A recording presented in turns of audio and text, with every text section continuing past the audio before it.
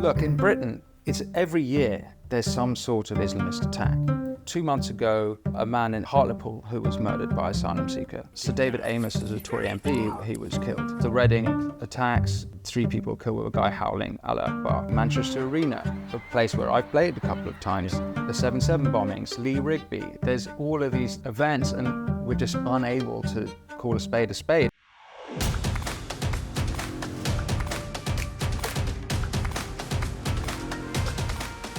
This is a Visegrad 24 series about the Israel-Hamas war.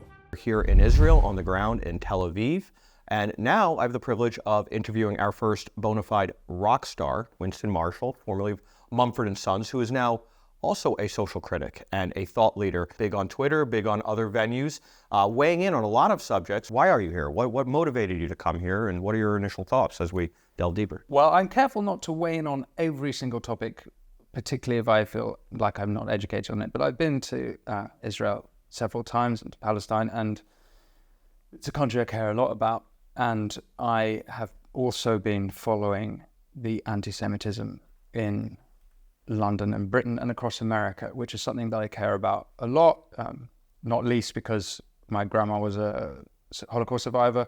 So it's an important issue to me, but also because I'm a proud patriotic Brit and I care about my country and I want it to be safe for Jews. Part of me is a little bit nervous coming here because it's so febrile in London at the moment.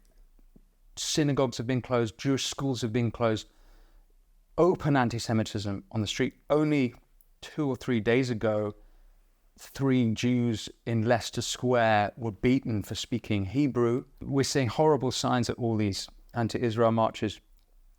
It's quite a tense atmosphere. And you grew up in London? I'm from London, yeah. Okay. Yeah. So you've seen London change over your life, over the last 20, 30 years, and pretty quickly, even in the last 10, 15 years. What do you owe that to? What do you think are some of the problems that have come from some of these changes? That's a very big question to answer. There's a lot of reasons, and I can only proffer a couple of insights. Let's keep in mind, it's been 30, coming up to 14 years of Tory rule. A lot of this lies at their feet. Sure. They have done this. It's been theirs to fuck up. Yeah. And the Tories fucked up. Yeah. You're not going to get any argument from me on that. Yeah. There has been a massive cultural attack, onslaught onto all the things that are British, so that even to be patriotic or to be proud of one's community is deemed, some people would say it's even hateful. They will say to be pro-British is to be pro-colonialism and all these other... Xenophobic. And there's no celebrations of the great things about Britain. I think one of the most pervasive lies that we continue to hear, and it drives me up the wall, is when they say, diversity is our greatest strength. Diversity is a good thing, but it's not our greatest strength. Our greatest strength is unity with our diversity. Cultural cohesion. Cultural cohesion. You see it in Israel. I have never seen such a multi-racial, multi-ethnic society. Here's the thing.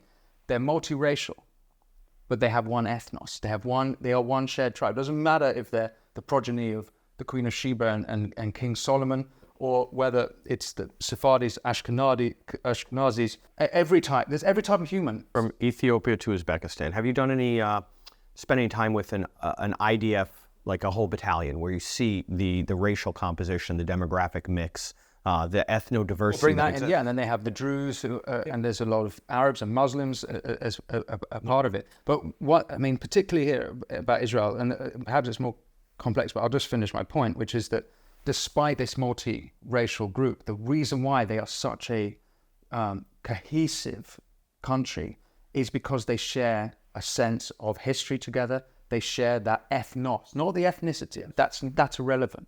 It's the ethnos, and it's the unity. And that, we've lost that in Britain. So to one of the earlier questions is, we cannot even identify what it is to be British. We can't say, oh, it's to be a Christian. Or, well, that's not right because that means some people are excluded. Or it's to be liberal. Well, we're liberal to what extent, and does that mean other ideologies are not? Or it's to believe that the king is, a monarch, well, then that excludes Republicans, and Republicans in the British tradition are also British. So it's very difficult to actually say what it is to be British. What is that covenant that joins us all? I'm not entirely sure what the answer is, but there's no one even attempting to find it anymore. Instead, we're just celebrating the diversity. We're just banging on about how different everyone is, how great all the different people are, without ever celebrating those things that brings together. Isn't there a sort of an inverted double standard in that you have, as you said, the monarchy gets shit on by the elites, the British history, the idea of Britishness as a thing, which is a thing. It's been, especially from the 19th century on, the Victorian era, it was exported globally from tea and crumpets to, theater, to Shakespeare being read as part of a curriculum in every developed society. But now there's one group that gets sort of this put on a pedestal. And that is a group that is new to the society, which is those that come from Islamist backgrounds. And to criticize them is, you can criticize Britishness, but you can't criticize those who have come in and changed the cultural complexion of Britain with some lack of assimilable characteristics that make it very, very difficult to govern. I wouldn't say we're celebrating those with an Islamist background. It's just that we find it very difficult to criticize them. You can see, look, in Britain, it's every year there's some sort of Islamist attack. 2 months ago, there was a man in Hartlepool who was murdered by an asylum seeker. We had Sir David Amess as a Tory MP, he was killed. In 2020 or 21, there was the Reading attacks with 3 people killed with a guy howling Allah Akbar. You can go further back, Manchester Arena, a place where I've played a couple of times. Yeah. The 7/7 bombings, Lee Rigby. There's all of these events, and we're just unable to call a spade and Now, not everyone. There are some people who are doing it, but it's that it's old political correctness that means we can't quite say it. We're not quite courageous enough to say, well, actually, this is a problem. Now, I wouldn't say that's a problem with all Muslims at all. I think I have plenty of great, honourable, good Muslim friends who do sign up to the British dream and the British ideal, who do reject the divisive diversity, identity politics nonsense. It's not a blanket, but I do think that there's a problem with this inability to call out this problem. Like, I don't know what it's going to take. Like, what horrific thing we're going to have to see. We've seen some horrific things. Look at Rockdale, look at the grooming gangs, look at the grooming gangs is another example. The grooming gangs one it's the most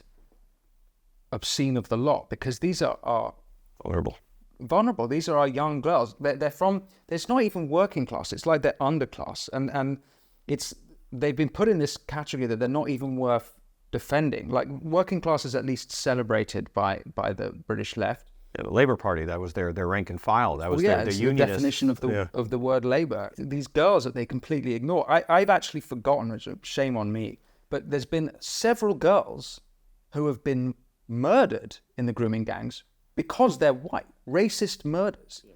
And they should be household names. Yeah. But they're not household names. We know the name George Floyd, but worldwide.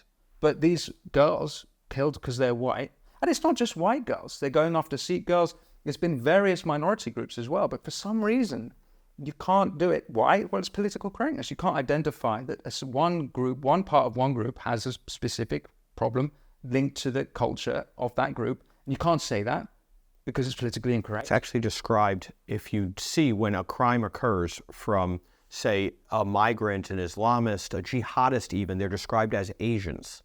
Now, Asian is a continent that has so many ethnographies. Ethnography exists in part to be a taxonomy of peoples, where you're from, what your culture is, and to classify as Asians. Are they Chinese? No. Are they Japanese? No. Are they Singaporean? No.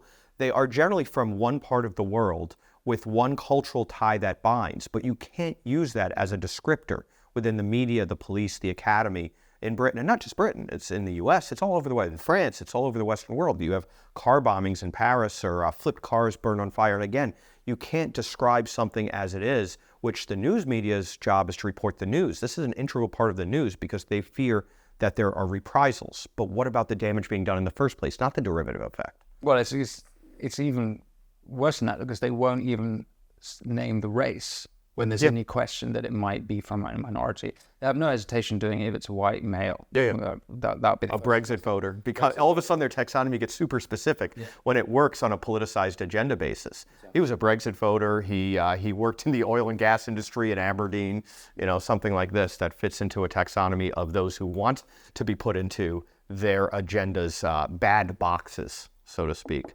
So what's the way out then? That's the question. What's it going to take? Because I think one of the dangers we have as we slip further and further into this world of taboo topics is that you might get a point where the far right come up harsher, and that's one thing that I don't think that's the real negligence of the people who are saying don't talk about the grooming gangs, don't talk about the boat crisis, don't talk about these issues, is that there will be something worse down the road if you do not. You really have to deal with these problems as they come up, and you can't be afraid. The far right, the populist movements, some of which have natural economic grievances, some of which are more racial animus motivated, they've existed in Britain. They haven't caught a huge bid, so to speak, from voters. Instead, you've had other reactionary movements like Brexit, which maybe staved off a little bit of the acceleration of these dynamics within socio-political society in the UK. Well, actually, the Brexit's a similar thing. And again, this is down to the failure of the Tories. The two most popular reasons why people voted for Brexit. One is sovereignty. No, sorry, that's not true. Two was sovereignty. Number one is taking control of the borders. What has happened since Brexit? They're related. They're for sure they're related, but I think the sovereignty is more like what's going on in Brussels. It's that we weren't in control of all our laws. We still aren't until we leave the European Court of Human. I'm blanking. European Court of Human Rights. Since Brexit, immigration has skyrocketed. Last year we had 600,000 net. Now a lot of that's students. We had a lot of Ukrainians. I think we had 100 to 150,000 Ukrainians. A lot of Hong Kongers, 100 to 150,000, and I'm pro-immigration. I've done a lot of work on Hong Kong assimilation. I think that's great. I'm up for it. This is not what the people of Britain wanted. They wanted control, and so and I say 600,000 last year. This year it's set to be 900,000. That 600,000 the year before. I'm making a mistake, and last year up to 900,000. They're big numbers. These are insane numbers for a country that's 60 to 65 million people. Like that's this. You're trading every 5 years. You're adding 3 or 4%. Some will assimilate, some won't. But there's economic impact. Now, listen. I bought my ballot. I couldn't decide which way to go. But from the pro-Brexit point of view, this is another example of a bloodless revolution, British style, which we are very good at bloodless revolutions. What have you seen in your travels here? I assume you've gone quite a bit around. That worries you versus gives you hope that Israel will come out of this strengthened and maybe a beacon for the region? As I suggested at the beginning of the conversation, I'm incredibly moved by visiting the Be'eri kibbutz, where 10% of the 1,250 people were killed. It was obliterated.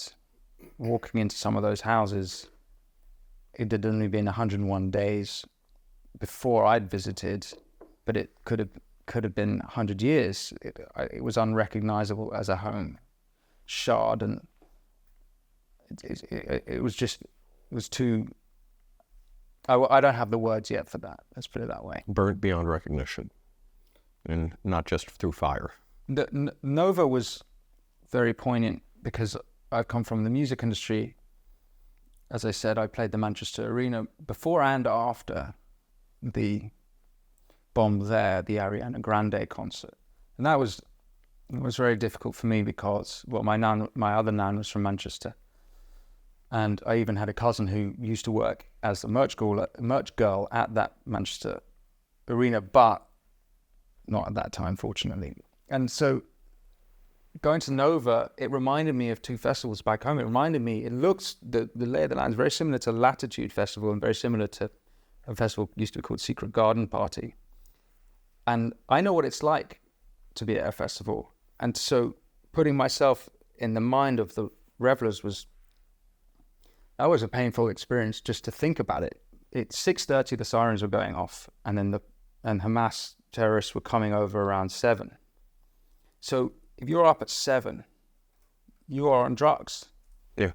They're not getting up early for a workout. They're very high on drugs. So that experience it's like we won't even fully understand. I heard that actually there were a couple of people who survived because they'd taken so many drugs, they were able to run with all the energy that a drug will give you. Amphetamine type, ecstasy, some methamphetamine. They were survived because of that. But for the rest of them, we talk about bad trips. We haven't seen yet the full, and apparently the suicide rates continues to grow for people who are. I didn't know that. So that really hit. One thing that's really changed my thinking since being here, or at least one observation. I'm not sure it's changed my thinking, but in London, there's been a lot of arguing against the chant "From the river to the sea, Palestine will be free." People against that say that's genocidal. If you want Israel gone, that means you want the 10, 12 million people, or how many Jews are there? 9 million in There's Israel? about 9 to 10 million people here, 7 million, give or take, 7 to 7.5 are Jewish. So still a quarter are not. Right, and that's one end, but the other end is that they don't want the Jews to go, they want them to be part of one state. That's a pretty good faith interpretation of that. That's a conversation for another day. But coming here, I really haven't met any Israelis who believe in a two-state solution. And Netanyahu's said as much. He doesn't believe in a two-state solution. Very few. You have met? I've met very few doing man-on-the-street interviews. There are some people who are extreme left who said, you know what, we're unified in this effort on war Hamas did. It was an atrocity. They came after our people. But I'm in favor of a two-state solution, ending the blockade, ending the occupation. So they're still speaking, and this is only in Tel Aviv, speaking in this very, very hard left rhetoric. But they still had moral clarity enough to say, but fuck the UN, which was, I thought, a very interesting dichotomy with what they were saying. But that was we're talking very one-off situations. The vast majority, you're right, have a view that can't possibly work. With a state lit and no state, this is what they did. What would they do if they had a state? What kind of World War III could be catalyzed if a state would launch an attack and then you'd have proxies joining and picking sides? Yeah, it would be much more dangerous. So it's a two-state at this point, and I've sort of believed into the two-state. Maybe I believed in it longer than I should have, but it is actually just seems completely utopian. And if you watch that October 7th footage, you're like, oh, there cannot be a two-state. Like these people, there's no way you can have. I don't see how it works. These people have more freedom. What hell is going to be unleashed by it? And we've already seen hell. They've said they would vote for Hamas again. Hamas has huge support. Might be a little bit of a turn right now on day 100 and something people on the ground in Gaza, but generally they support Hamas. They have said they support massacres. Their proxies in the West, like in London, Anjem Choudhury at Finsbury Park, and his proxies that are doing rallies say they want more massacres. It's a feature, not a bug. So someone at London recently, last week, and I think in Westminster saying let's normalize massacres. Well, that's been a slogan, normalize the Intifada, which is really normalized jihad every which way, and Europe has certainly been on the receiving end of that mentality with radicals. But how many radicals are there? Is it a small percentage, or is it a bigger than small percentage? Is it a majority? We don't know the answer. Back in 2017, around the Manchester Arena bombing, the figure that going around Britain was that there were 22,500 jihadis in Britain. A big number if every one of those is willing to die for their cause and become a martyr. That's and a big each number. one can take take 10 to 20 to 50 lives with them. That's pretty frightening. Let's pivot to the media. You've definitely been engaged in the debate over media narratives and presentations, and what's married to that, we kind of touched upon it with the protest movements, but the academy, the ivory tower. It does seem like there's such a close linkage between the media narratives and the protest narratives of students that are being perpetuated by the administrative class, the professorial class, in the highest level bastions of free discourse and inquiry and objective truths and realities and debate, Oxford, Cambridge, Harvard, Yale, both sides of the pond. I saw a poll 2 days ago that 64% of Americans aged 18 to 24 think that Jews, who are 0.2% of the world's population, 0.02% of the world's population. 14 million on 8 billion, so. They think that Jews are the oppressors. The future looks very, very dark. All of that is tied into a lot of this narrative about this progressive intersectionality, neo-Marxist, oppressor-oppressed narrative. Now, it's been packaged up and fed to university students for decades now. That's well documented, and I'm not really placed to speak about that because I didn't go to university, but maybe that's been a massive blessing in my life. Honestly, that's how your mind stays so inquisitive and pure and intelligent. I skipped a lot of class to play golf. It's in Chicago, so I didn't let them poison my mind. I think that it's very easy to understand the world through that very simple, low definition paradigm. And instead of trying to grapple with the difficult nuances of the world, people have slipped into that.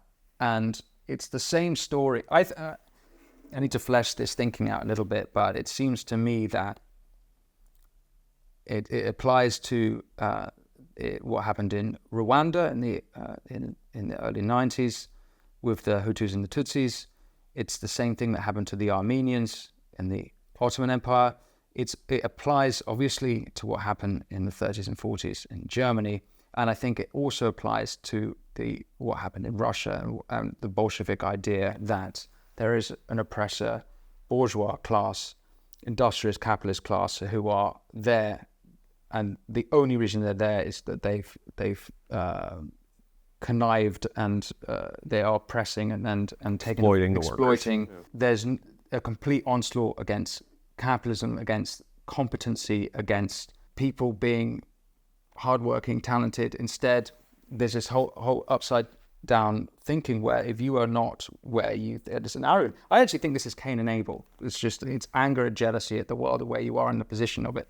But the thing that we're seeing in this ideology in the university is a continuation. It's like we've said never again about what happened in the Holocaust, but no one even took the time to actually learn what happened in the Holocaust. Instead, the never again, I think my impression is that people's answer is no more fascism or like far right.